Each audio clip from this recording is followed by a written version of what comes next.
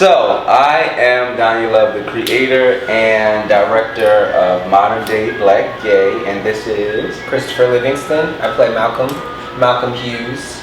And we are just going to ask each other a couple of questions.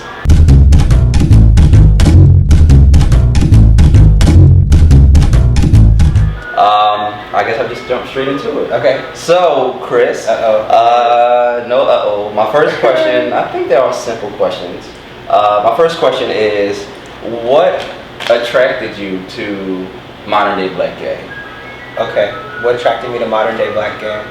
Well, really, it was the material, and I actually think it was before even I read the script, because you sent me, when you asked me to audition, you sent me sides. It's so funny to think about now, but you sent me sides for Trevor and you sent me sides for Malcolm, and I was working on both of them, and I liked working on both of them. But I remember that one monologue that Malcolm has when he's talking to Chris about, you know, why he hates the terms top and bottom. Right. And I feel like I have said that personally in my life. You know, I've said similar things to that, and I was like, wow, my God, I can so relate to this dude, or so relate to his point of view on that issue, you know, and all the things that come with the terms. And I don't know, I think, you know, there was a lot in that scene that I just could agree with, and so it was the material. That's what drew me to it, and it kind of was the first time for me that I had just encountered that in that medium, like in a script. Yeah. Cool. Is it my question now? Yes, we're just going to go back and forth, ping pong. Cool. So mine aren't written down all nice like this. Mine are on my phone. Excuse me. I was actually going to do mine on my phone, but I was like, no, but see, that looks so nice. I got a nice looking something, even though it looks sloppy on here. But okay. So my question is, how did you stay so peaceful and calm under the circumstances that we were in? Now, just letting you guys know, we've had location cancellations. We've worked under extreme heat. It's been hot. Just stuff like that. You know, how did you stay so? I mean, because this guy is one of the most sweetest and kind of even-tempered people that I have met. I'm serious, dude. Like, and you just kind of keep it there. So how do you do that? I find 5 minutes to be by myself, and I just curse and yell. Wow. Like, no, I don't. Oh, I was like, how did I miss that? No. I know that with the position that I'm in, if I set a negative tone, it'll seep over to the rest of the production. Yeah. And I don't want to be in the atmosphere, and I don't want for anyone else, especially since we're in a space where we're being so creative and where everything is so fragile, that if I come with this negative energy, it could seep off to you. And then you may not be able to do the type of work that you need to do. It could seep off to our DP, Derek, and he may not be able to do the work that he needs to do. So even if I am as hot as I may be, even if I'm as depressed as I may be, I need, for me at the end of the day, it's always about the work. And I put everything aside and focus on the work. And then in my alone time, or when I'm with Brandon, I may vent X, Y, and Z, yada yada, but when I'm on set, it's all about the work. So when people were resting, I would be working with the actors. When the actors were resting, I'll be working with the crew. Yeah, he did. So I couldn't stop. Yeah. So that we could be able to do the work that we did. So everybody could be in a comfortable space to be able to do the work that I knew that everyone could do. Yeah. So. Well, I admire you for that. I do. That's what's up. For real though. I mean, yeah. That's what's up. Well, I'm glad that we did what we had to do. Me too. All right. So let me get to my second question, which is. What challenged you the most during the process of MDBG? And that can include in the very beginning, that can include filming, whatever. You know what really I think it was? Is being tired. Seriously, it's being tired. We worked like generally 12 to 15 hour days every day. So that's I'm actually still tired right now. Me too. And I slept about 6 hours last night, which is good. Because usually I was getting about 3 hours, but that's my fault because I have to have my morning to myself to do my thing. So I would only get 3 hours of sleep so that I could have my morning, you know. But anyway, that's a sacrifice, you know, that I had to make. But it was being tired. You know, I had a lot of time with the material, so I mean, there were sometimes where I would forget a line or jumble up this or that, but generally, I feel like I spent so much time with it, I knew it. And I wanted to really make sure that I just kind of knew my lines so that once we got in this situation, I could just play and just do what it was that you were asking, or just really kind of try to see what it is that you wanted and give you that, you know? But it was the being tired, because I was in pretty much everything except for one scene. And I'm not complaining, you know, it's a great thing. That's a great problem to have, you know? But it's also the thing of, you know, your body is human, and you only, you know, can do so much, especially with, you know, when you're not getting enough sleep, or you're not eating as healthy as you should be, or whatever. Do you know what I mean? And so really that was it. That was kind of it for me. I mean, because I found there were times where I would just like sleep for 5 minutes. And you're so sweet. One time I think I know the time. Oh my God. One time I was like, he was like, okay, Chris, so about 5 minutes, we're going to start working on this next scene. And I was like, okay, I'm just going to sleep for a second. And I literally sat down on that couch. It was just like, passed out. Like 20, 30 minutes. Yeah, 20, 30 minutes. I woke up and I was like, Donja, that was not 5 minutes, you know? But he was just sitting right there for me when I woke up. He said, I wanted you to get some rest. That was sweet. Thank you. But like, I think that was probably the biggest challenge, because sometimes it worked. Like if I had to be drunk, or I had to be tired, or I had to be, that's just right there, just give into it. But if I had to be like hype or something or whatever, you know, it's like, okay, now how do I fight what I'm feeling like that? You know what I mean? That was a big one. Yeah. Well, you did a really good job of pushing through. Thank you. My next. Oh wait, it's my turn. My turn. Stop being so hype. Yeah. All right.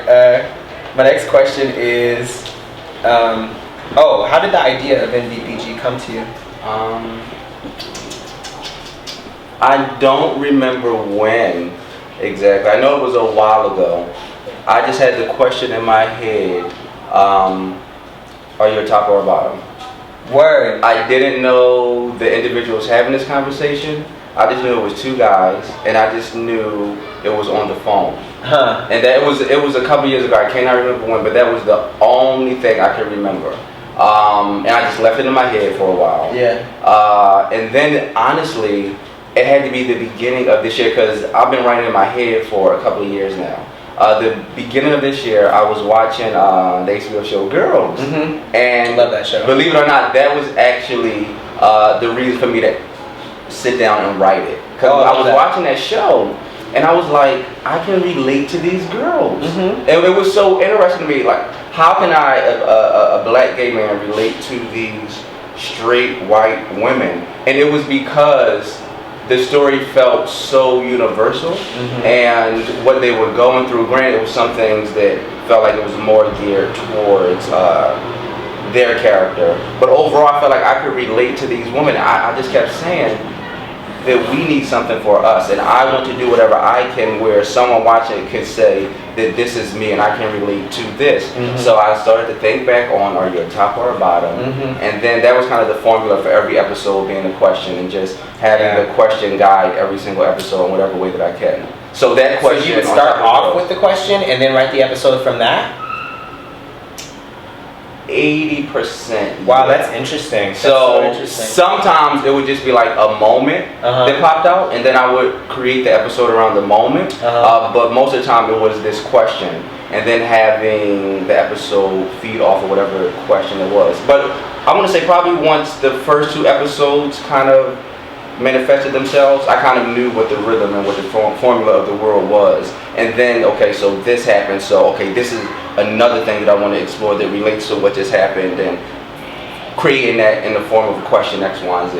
Yeah. So yeah, that's how that worked out. That's fascinating to me. Okay, your turn. What was the most rewarding experience during the process of MVPG? Oh man. I feel like there's a lot of things that are rewarding. I think one of the most rewarding parts about it is being around so many queer black men. You know, that was fun. That was great. That was really. And fun. that's not my norm. You know, and I know that may probably sound weird to some people. They're like, "What? You're black and you're gay and you're not around a lot of other black gay dudes." No, I'm not. And it's not by choice. It's just that's not my life. I mean, it's different when I was growing up, but since leaving home and going to school and you work, you do this, you do that. That's just I don't have a lot of black gay men in my life, so that was one of the most rewarding things to be around myself, if you will. Do you know what I mean? I saw you cutting loose sometimes. Oh man, having a good time. It was fun. It really was though. Yeah, and it's really, there's really something kind of beautiful about that too, because then I would also have moments where I look at everybody and it's like, wow, look at all these black gay men, but we're all so different too. And that's interesting, as we would be, as we should be, as we are. Yeah, I think that was one of the most rewarding. And also too, not even just that, but the relationships that come out of that. That's one of the great things about doing what we do, and kind of sad too, actually. But you work so intimately together, and so intensely, I guess you could say. And then it's just done. Yeah. And it's just done, which is crazy. But you really get to know people, and you become like family. I mean, we lived together, like here. We lived together on set for over a week. Yeah, I mean, the only time we had time apart was when I would leave in the mornings. Exactly. But come back, we would. And that would be it. We would fall asleep together. Like, that's just like, yeah, And that was one of my favorite things about the process as well. Oh, really? All of us being together. Yeah. Granted, it was a grueling schedule. Yeah. Like 12, sometimes 16-hour days, but just all of us being together and having the little breaks that we would have, playing games and just socializing. Like that was, I think that helped with the work even more, because the relationships off screen were starting to cement themselves. That when you guys were on screen, it was a chemistry that was innate. So yeah, that was a good thing. Yeah, let me get my question. I'm next, right? I don't even know. I think so. I don't either. I know. I'm just kind of going with the flow. Oh wait, no, it is. It is. Okay, good. Okay. Oh, this might be kind of hard to answer though. But did it turn out the way that you envisioned it? Now that we're done filming. It actually turned out better than what I envisioned. What? It did. Yeah. So can I be very honest with you? Yes, please. Yes. So way back, due to finances, not only was I obviously the writer, not only was I going to direct, I was going to be Malcolm. No, I knew that. You told me that. I was going to be Malcolm, so we could save money. Yeah. But then I said to myself, Donja, you would be doing this project so much harm if you were to act in it as well. I don't think that's true. I do. If I would have still directed as well and act, that's a lot. That is too much. That's not just a lot. That's too much. So I said, well, Lena Dunham does it. Yeah, that's Lena Dunham. Okay.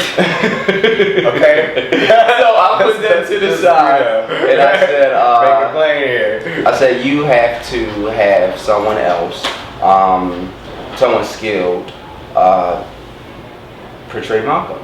And one thing that I kept telling Brandon is, like, I would watch things and like I would see the kind of chemistry on screen and what have you, and I said I want to bring people on board who can really bring these characters to life, and who really has a skill set where they would be able to bring these characters to life.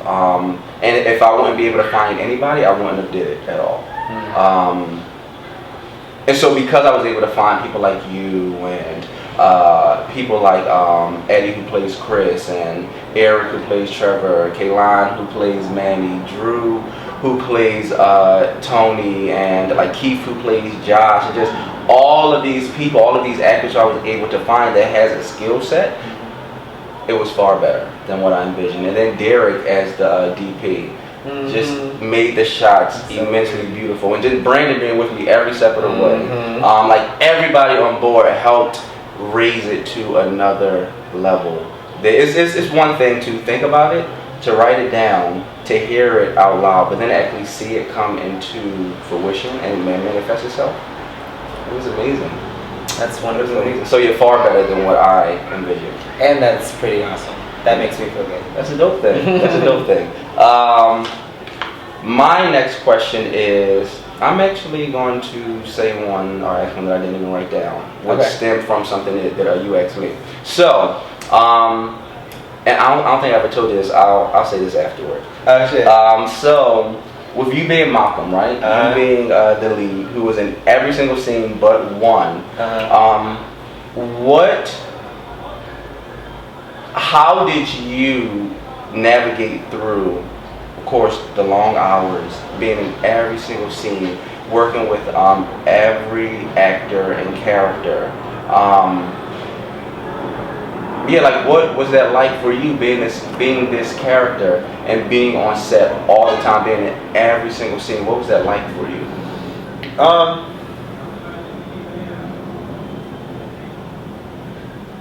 I think I just really had to take it one moment at a time.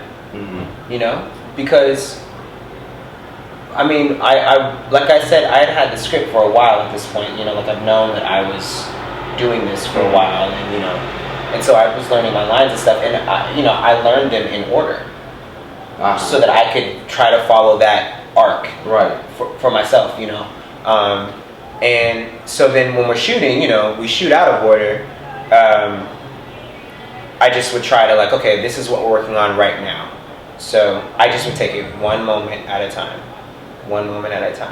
you know, and that's how I guess I'm trying to see. Am I answering your question? You said, how was it like? What was it like to work with all of those characters? Is that what you were asking me? Working with all the actors and being on set all the time. Being on set all the time. Right? Okay, that's how I dealt with being on set all the time. Just taking it one moment at a time. Now, as far as working with all the actors, I mean, I love our cast, man. You know, it's like everybody's funny. You know, that helps it out a lot. Yeah, like, I mean, there was never a dull moment, if you will. I mean, don't get me wrong, there is that whole hurry up and wait thing, you know, because it takes time. It's not just instant. It's like, okay, now we're here and we're ready to work. You got to take stuff down. You got to move this around. You got to test the mics. You got to, you know, all that stuff. But yeah, I mean, I guess that's what it was like, taking it one moment at a time, and I enjoyed working with everybody, you know. I did. So this is what I was going to. I said I'll wait till you answer the question. Okay. So this was the exact moment as a director where I said I knew I cast the right actor. Oh shit. For Malcolm. I don't even know if you remember this. This is when we were at Coney Island. And Big Red is her name.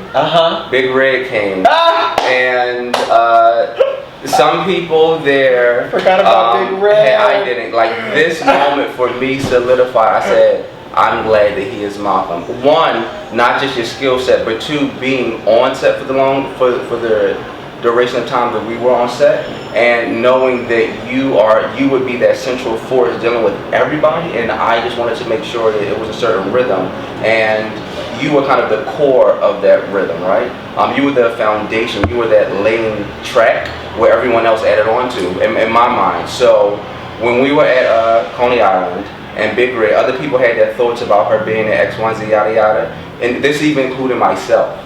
You were the only one that went up to her and that held the conversation and that kept the conversation going. I said, that's the type of person who I want to be my lead actor, because he will be able to bring some sort of unity to set, and he would, unbeknownst to himself, help me out in the process. Thank you. No, thank you. That's shout out Big Red. Yes, I hope you're watching. Oh, Big Lord. Red is playing somewhere. Turn it up. Okay, she probably is. She probably over there in Jersey. Is it your turn or my turn? I think it's my turn. Okay. Okay, I'll save that one for last. Okay. I only got two more. How much of the series how much of the series is based on actual events, whether they're yours or someone else's? I'm trying to give a percentage. I want to say the first number that popped into my head is like 80%. Damn. Damn. A lot of it, but. So a lot of it is based off of actual events. But of course, it being entertainment, like I heighten. Of course. A lot of things. Yeah. But yeah, a lot of it is based off fascinating. Of, like real deal events. And like elements of every character are in me. Like the first character that popped in my head, like I know I can be controlling. I know I can be anal. So in that regard, I am like Trevor. I know I can be awkward in situations. So in that regard, I'm like Malcolm. Like I know when I was younger, I was a fast ass. So in that regard, I'm like Manny. And there's sometimes where I may be like full of myself, like, oh, I'm the shit, X, Y, Z, so in that regard, I'm somewhat like Tony. Not saying Tony is completely big-headed, but Tony's character for me has elements of that. And then a lot of times I could be like chill. So in that regard, I'm like Derek. And then there's times where, like when I'm around good friends, I just want to cut up and be loud and flamboyant. I see him laughing over there. So in that regard, I'm like Chris. So I'm like every single character. But yeah, so I want to say probably like 80% of MDBG has happened to me, and then like I would listen to things that happen to friends. I'm like, oh, I'm liking that. That's some juicy shit, right? And I would store it so I could be able to put it into the world. Yeah. So about 80%. I won't say what exactly. No. That's you know. I don't want you to. Put the world don't need to know. The world don't need to know. The world I was seeing. They I was curious. For that. Yeah. So my last question for you is, what type of work do you look for as an actor? Ooh, that's what do you gravitate towards? I really love work that, how do I say this without sounding stupid or like a stupid actor? You know, whatever, who cares? I like work where you really kind of get to transform, you know, transformative work. And I mean, I guess you could say that everything that you do should be transformative, but sometimes there's certain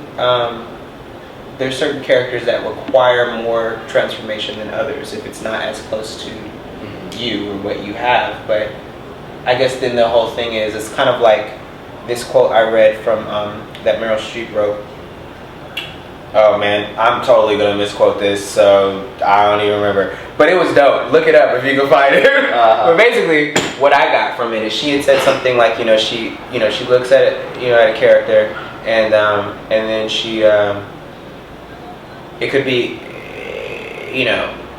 she's at point A and the character could be at point Z, all the way at the end of the alphabet, but she looks for that one thing that she can identify with, and she says, oh, okay, that's it, that's my way in. Yes, and we find the truth in that and expand from there. Do you know what I mean? Wow. And by saying that, I mean, like, let's say you're playing a rapist, right? Mm-hmm. Well, I hope you can't. I mean, I don't know, no judgment, but I hope you can't. I don't want to identify with a rapist, right. But if that's my job, I have to figure out a way to get into that person, right? So that can be truthful for me. Now, that doesn't mean that I go out and start raping people, but where is that truth? Where is something in that character that I say, oh wait, hold on, that feeling I can identify with? Like, is he raping people because he's been hurt? Is he raping people because he's been molested? I mean, do you know what I mean? It's like finding out a way to get inside of that. Wow, I'm kind of going off. I think I'm answering your question. No, you are. Okay. And I'm like, oh yeah, go ahead, Meryl. That in my life. She's the one, man. I love her. So I mean, that's, and I mean, and like stuff with like dialects and stuff. I love that shit. I did. I got to do The Whipping Man at Portland Center Stage by Matthew Lopez. Isn't it though? Mm-hmm. I fucking loved playing John. Like that, there was just so much that I got to. There's so many little balls that I got to juggle.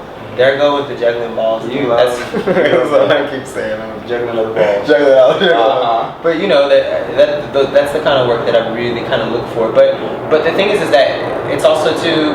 That's not necessarily always the kind of work that you get. You know, and I'm not trying to say that I take everything that I get. You know, but if I get an opportunity or I see something, I look and see if it's something that I'm interested in and doing. Is it something that I want to pursue? And if it is, then I will. You know. And then there are some times where, you know, I mean, acting is not consistent. You know, the work is not always there. There are some times where it's like, fuck, I haven't done anything in forever. And okay, here's an opportunity. You know, I'm not interested, but I'm going to audition because I need to act because that's what feeds me. You know, that's what fills me. So, I don't know. That's kind of my long-winded answer. I can dig it. But I have one more question for you. I can dig it. Okay. Go ahead. So, my last question. Oh, okay. Oh man, I kind of don't even want to ask, but whatever. Am I being nervous? No. Okay. Can you share some ideas that you have for season 2? Oh shit. You don't have to answer it. Maybe you shouldn't because we don't, you know. Okay, I can share some ideas. Yeah, because these are just ideas. He's not saying that this is gonna happen. Yeah. So there's going to be a triangle with Malcolm. Oh shit! In season 2. And another character is going to have a huge life experience. Oh shit! That will shake things up with him and another character. Oh, that's exciting. So look at Eddie like, hold up, I'm not on my phone no more. What is this about? I love it. This is awesome. So I will leave it at those 2 things. So that's where I'm at. Awesome. I can't wait. Keep watching. Please keep watching. Yes. MDVG.